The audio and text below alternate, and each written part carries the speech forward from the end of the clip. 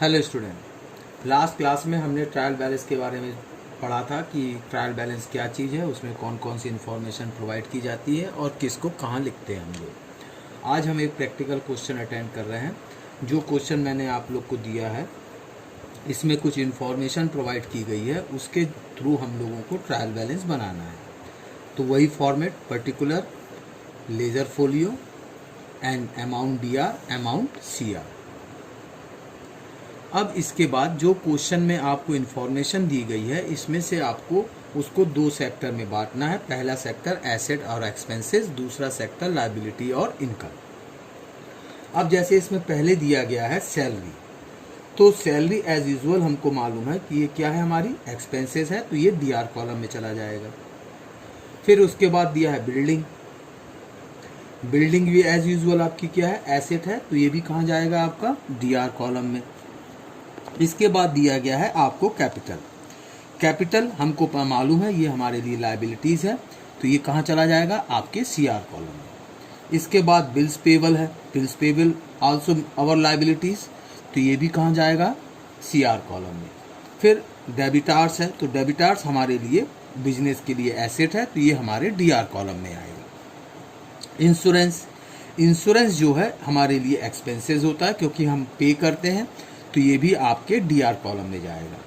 क्रेडिटार्स, क्रेडिटार्स भी बिजनेस के लिए एज यूजुअल लायबिलिटीज़ है, तो इसको हम लोग CR कॉलम में लिखेंगे। बिल्स रिसीबल, ये हमारे लिए एसेट है, तो ये DR कॉलम में जाएगा।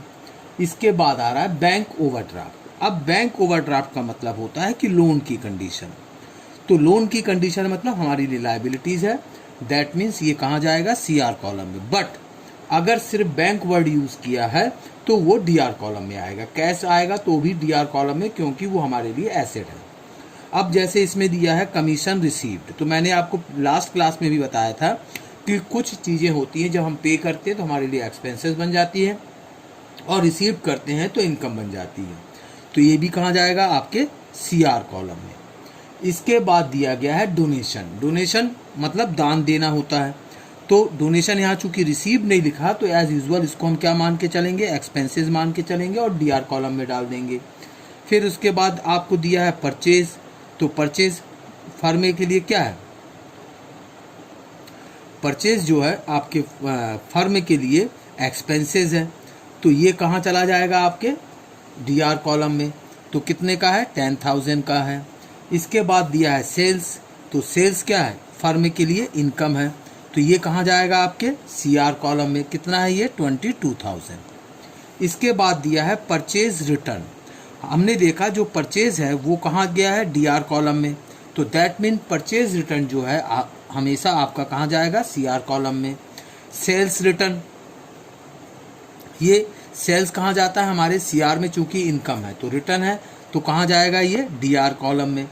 इसी तरह से कैश एट बैंक, जैसे मैंने अभी आपको बताया था, तो ये हमारे लिए क्या है, एसेट है, तो ये कहाँ चला जाएगा, मेरे DR कॉलम में, 62,450।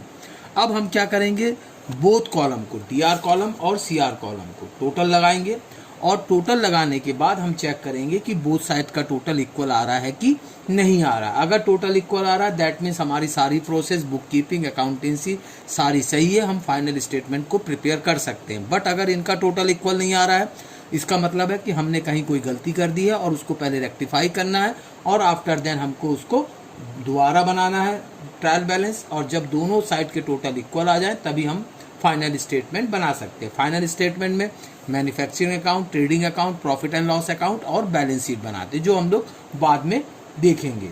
तो यहाँ का जब टोटल लगाएंगे तो बोथ साइड का टोटल जो आएगा 1,40,000, यहाँ का भी टोटल और यहाँ का भी टोटल 1,40,000 आएगा। दैट मीन्स हमारा ये जो ट्रायल बैलेंस है सही है और हमने इसको सही ढंग से प्रिपेयर किया है, और आगे चल के हम इससे अपने फाइनल स्टेटमेंट को प्रिपेयर कर सकते हैं। Thank you.